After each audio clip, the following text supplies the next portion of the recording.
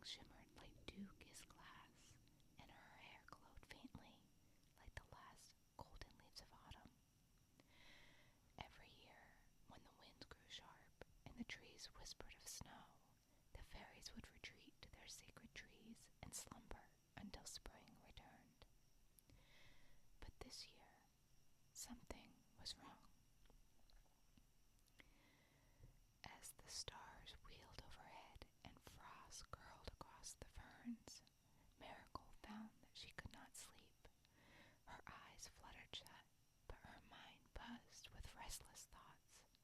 She twisted beneath her leaf blanket, listening to the hush of the forest, yet no slumber came. So Marigold fluttered her wings and drifted into the night, guided by the glowing fungi that lit the forest paths. She followed the scent of dried herbs, resin, and something faintly sweet until she reached a crooked oak, hollowed and carved into a shop. This was the apothecary of Bramblehook, a gnome known throughout the forest for his remedies, resided there. Lanterns glowed warmly inside, casting shadows on shelves stacked high with bottles of glowing liquid, jars of dried fruit, and bundles of flowers tied with string. Bramblehook himself took upon a stool and stood beyond the counter, his beard tucked neatly into his belt, his spectacles perched at the end of his nose. "Trouble sleeping, little fairy?" he asked, peering at her with kind but shrewd eyes. "Yes," Marigold admitted. "The winter calls me to slumber, but I cannot rest." With a hum, Bramblehook rummaged through his shelves, finally drawing down a crystal vial filled with liquid that shimmered like falling snow. "A single sip," he said, "and sleep will take you. But beware, the journey home will not be simple. Dark things stir when the forest grows cold." Marigold bowed gratefully and tucked the potion close to her heart. She set off quickly, but the forest had grown darker. Clouds veiled the moon, and a chilling wind twisted through the trees.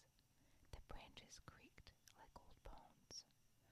Halfway to her sacred tree, a shadow slithered across the path. From the thicket emerged a forest worm, a serpent-like beast with scales as white as snow and eyes like black ice.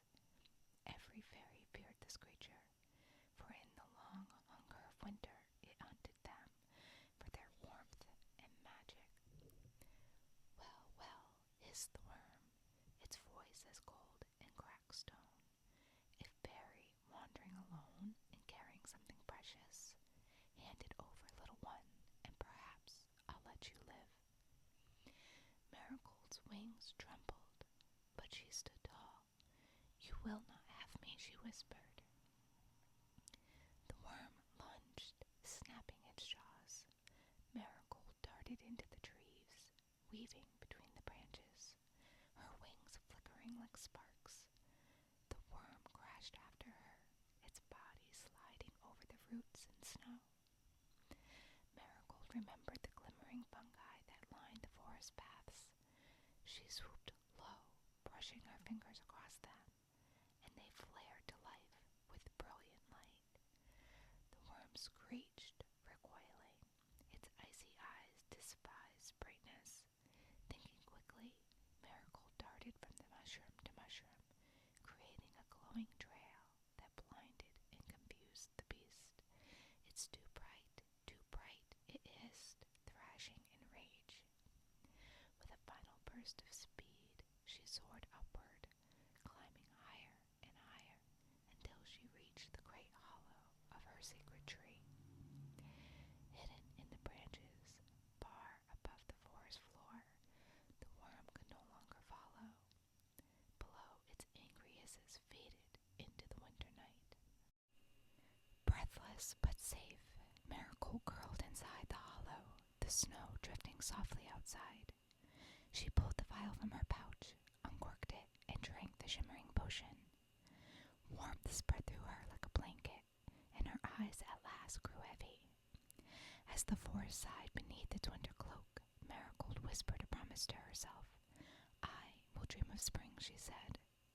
Her wings folded gently around her as sleep finally claimed her, deep and safe until the first songbirds would return to the woods. And so, in the hush of the evergreen glade, another fairy drifted into slumber, guarded by the light of her courage. The end. I hope you enjoyed tonight's sleep story and are soft.